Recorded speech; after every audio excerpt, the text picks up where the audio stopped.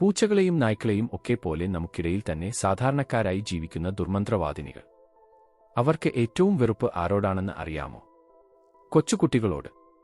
ഞാൻ നിങ്ങളുടെ സ്വന്തം മല്ലു സ്റ്റോറി ടെല്ലർ.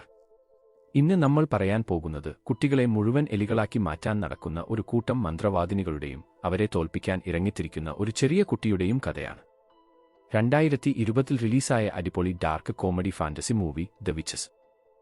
കഥ തുടങ്ങുന്നത് നമ്മുടെ ഹീറോയായ ഒരു ചെറിയ ആൺകുട്ടിയിൽ നിന്നാണ്. ഒരു ദാരുണമായ കാർ അപകടത്തിൽ അവൻ തന്റെ അച്ഛനെയും അമ്മയും നഷ്ടപ്പെടുന്നു.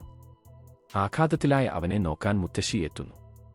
വിഷാദത്തിലായിരുന്ന ആ കുട്ടിയെ സന്തോഷിപ്പിക്കാൻ മുത്തശ്ശി അവനൊരു ചെറിയ എലിയെ സമ്മാനമായി നൽകുന്നു. അങ്ങനെ അവർ രണ്ടുപേരും പതുക്കെ സന്തോഷത്തോടെ ജീവിച്ചു തുടങ്ങുകയാണ്. അങ്ങനെയിരിക്കെയാണ് മുത്തശ്ശി അവനോട് വിച്ചുകളെ അഥവാ മന്ത്രവാദിനികളെക്കുറിച്ച് പറയുന്നത്. നമ്മൾ കഥകളിൽ കേൾക്കുന്നതുപോലെ നീളമുള്ള മൂക്കോ തൊപ്പിയോ ഉള്ളവരല്ല യഥാർത്ഥ വിച്ചുകൾ. മറിച്ച് നമ്മൾ കാണുന്ന സാധാരണ സ്ത്രീകളെപ്പോലെയാണ് അവർ നടക്കുന്നത്. പക്ഷേ അവരെ തിരിച്ചറിയാൻ ചില അടയാളങ്ങളുണ്ട്. അവർക്ക് കൈകളിൽ വലിയ നഖങ്ങളായതുകൊണ്ട് എപ്പോഴും ഗ്ലൗസ് ഇട്ടിരിക്കും, തലയിൽ മുടിയില്ലാത്തതുകൊണ്ട് വിഗ് വെച്ചിരിക്കും, കാൽവിരലുകൾ ഇല്ലാത്തതുകൊണ്ട് പ്രത്യേകതരം ഷൂസ് ആയിരിക്കും ഇടുക. ഏറ്റവും പ്രധാനപ്പെട്ട കാര്യം, കുട്ടികളുടെ മണം അവർക്ക് പട്ടിഷ്ടത്തിന്റെ മണം പോലെയാണ് അസഹ്യമായി അനുഭവപ്പെടുന്നത്. ഒരു ദിവസം കുട്ടി അടുത്തുള്ള കടയിൽ നിൽക്കുമ്പോൾ ഒരു സ്ത്രീ അവൻ മിഠായി കൊടുക്കാൻ ശ്രമിക്കുന്നു. പക്ഷേ അവളുടെ കയ്യിലെ വിഗും പാമ്പും കണ്ട് അത് ഒരു വിച്ച് ആണെന്ന് അവൻ മനസ്സിലാക്കി ഓടി രക്ഷപ്പെടുന്നു. ഈ വിവരം അറിഞ്ഞ മുത്തശ്ശി വിച്ചുകളിൽ നിന്ന് രക്ഷപ്പെടാനായി അവനെയും കൂട്ടി ഒരു ആഡംബര ഹോട്ടലിലേക്ക് താമസിക്കാൻ പോകുന്നു.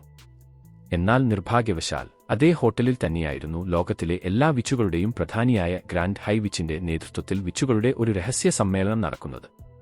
മൃഗങ്ങൾക്കെതിരെയുള്ള അതിക്രമങ്ങൾ തടയുന്ന സൊസൈറ്റി എന്ന വ്യാജേനയാണ് അവർ ഹോട്ടലിൽ മുറിയെടുത്തിരിക്കുന്നത്. ഹോട്ടലിലെ ഒരു റൂമിൽ വെച്ച് തന്റെ വളർത്തു എലിയെ ട്രെയിൻ ചെയ്യിപ്പിക്കുമ്പോൾ അവിടേക്ക് വിച്ചുകൾ കൂട്ടത്തോടെ വരുന്നത് കുട്ടി കാണുന്നു. അവൻ പേടിച്ച് ഒരു സ്റ്റേജിന് പിന്നിൽ ഒളിച്ചിരിക്കുന്നു. അവിടെ വെച്ച് ഗ്രാൻഡ് ഹൈ വിച്ച് തന്റെ വില്ലൻ പ്ലാൻ വെളിപ്പെടുത്തുന്നു. ലോകത്തിലെ മുഴുവൻ കുട്ടികളെയും എലികളാക്കി മാറ്റാനുള്ള ഒരു മാന്ത്രിക മരുന്ന് ഫോർമുല 86 അവർ ഉണ്ടാക്കിയിട്ടുണ്ട്. അവർ അത് പരീക്ഷിക്കാനായി ബ്രൂണോ എന്ന വേറൊരു കുട്ടിയെ അവിടെ എത്തിച്ച് ആ മരുന്ന് നൽകുന്നു. നിമിഷങ്ങൾക്കകം ആ കുട്ടി ഒരു ചെറിയ എലിയായി മാറുന്നു. ഒളിച്ചിരുന്ന നമ്മുടെ ഹീറോയെയും വിച്ചുകൾ കണ്ടുപിടിക്കുകയും അവനും ആ മരുന്ന് കൊടുത്ത് എലിയാക്കി മാറ്റുകയും ചെയ്യുന്നു. പക്ഷേ എലിയായി മാറിയെങ്കിലും അവർക്ക് മനുഷ്യരുടെ ബുദ്ധിയും സംസാരിക്കാനുള്ള കഴിവും ഉണ്ടായിരുന്നു. അങ്ങനെ നമ്മുടെ ഹീറോയും ബ്രൂണോയും ഹോട്ടലിൽ വെച്ച് അവർ പരിചയപ്പെട്ട മറ്റൊരു എലിയും കൂടി ചേർന്ന് അവിടെ നിന്ന് രക്ഷപ്പെട്ട് മുത്തശ്ശിയുടെ മുറിയിലെത്തുന്നു. കാര്യങ്ങൾ മനസ്സിലാക്കിയ മുത്തശ്ശി വിച്ചുകളുടെ പ്ലാൻ പൊളിക്കാൻ ഇവരെ സഹായിക്കാൻ തീരുമാനിക്കുന്നു. ഗ്രാൻഡ് ഹൈ വിച്ചിന്റെ റൂമിൽ നിന്ന് ആ മാന്ത്രിക മരുന്നിന്റെ ഒരു കുപ്പി എലികളായ കുട്ടികൾ സൂത്രത്തിൽ അടിച്ചെടുക്കുന്നു. തുടർന്ന് ഹോട്ടലിൽ വിച്ചുകൾക്കായി ഒരുക്കിയിരുന്ന അത്താഴവിരുന്നിലെ സൂപ്പിൽ അവർ ഈ മരുന്ന് കലർത്തുന്നു. സൂപ്പ് കുടിച്ചതും ഹോട്ടലിലുണ്ടായിരുന്ന മുഴുവൻ വിച്ചുകളും എലികളായി മാറുന്നു. ഹോട്ടൽ ജീവനക്കാരും പൂച്ചകളും ചേർന്ന് ആ എലികളെ മുഴുവൻ തല്ലിക്കൊല്ലുന്നു. ഒടുവിൽ ഗ്രാൻഡ് ഹൈ വിച്ച് മാത്രം ബാക്കിയാകുന്നു. അവൾ നമ്മുടെ ഹീറോയെയും മുത്തശ്ശിയെയും ആക്രമിക്കാൻ വരുമ്പോൾ കുട്ടി ബുദ്ധിപൂർവ്വം ആ മാന്ത്രിക മരുന്ന് അവളുടെ വായിലേക്ക് തന്നെ ഒഴിക്കുന്നു.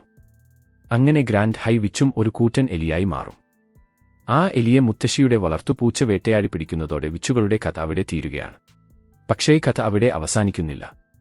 എലിയായി മാറിയ കുട്ടികൾക്ക് പിന്നീട് വീണ്ടും മനുഷ്യനാകാൻ കഴിഞ്ഞില്ല. എങ്കിലും അവർ അത് സങ്കടത്തോടെയല്ല കണ്ടത്.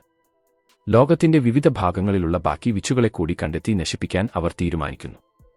ഡാർക്ക് ഹ്യൂമറും ഫാന്റസിയും മികച്ച രീതിയിൽ ബ്ലെൻഡ് ചെയ്ത നല്ലൊരു സിനിമയാണ് ദ വിച്ചസ്. സിനിമ കണ്ടവർക്ക് ഇതിലെ ഏത് ഭാഗമാണ് ഏറ്റവും ഇഷ്ടപ്പെട്ടത് എന്ന് താഴെ കമന്റ് ചെയ്യുമല്ലോ. മറ്റൊരു മികച്ച കഥയുമായി വീണ്ടും കാണാം. ഞാൻ നിങ്ങളുടെ സ്വന്തം മല്ലു സ്റ്റോറി ടെല്ലർ.